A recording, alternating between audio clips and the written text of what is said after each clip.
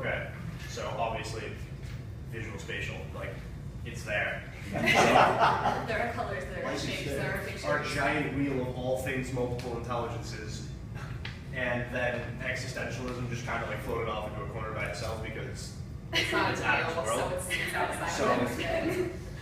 we'll just kind of go around the wheel. We'll start with existentialism and basically, classroom strategies, making kids think, making them question themselves, deep questions. What is the meaning of life? Why am I here? Because that's important to make kids question their sanity. And then like, why are we learning this and all that? We'll go into the wheel, and I'll just keep going. I guess interpersonal, working with each other, working with other students. Get into groups, talk to each other, have fun. Don't just sit down in the corner and write on a piece of paper. Okay.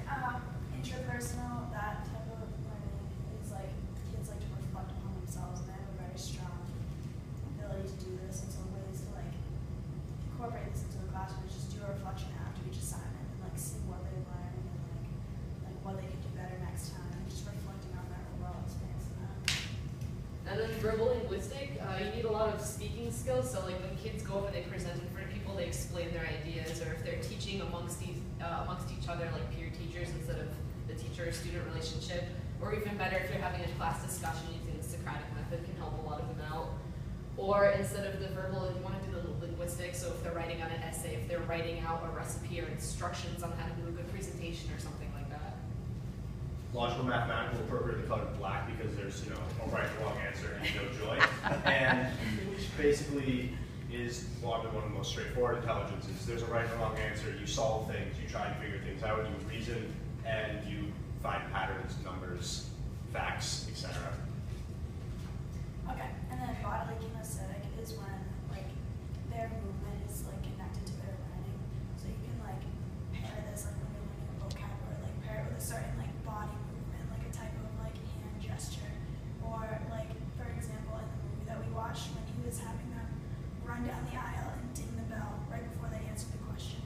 Those types of things are bodily kinesthetic.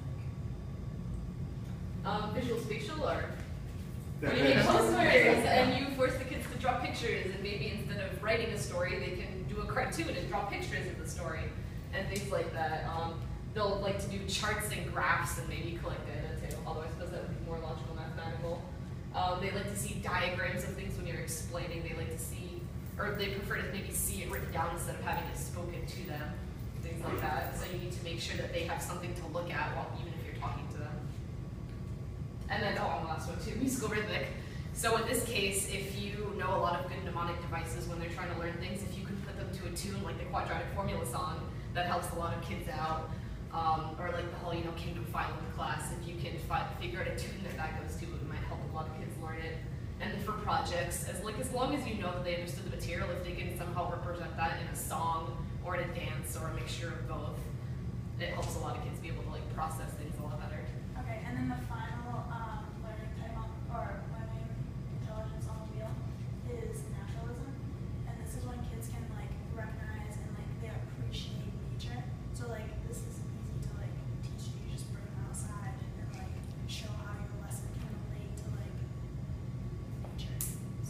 Maybe you're doing chemistry and you bring in climate change or something like that, or you bring in deforestation, depending on the age level, obviously, but things that actually matter to the outside world.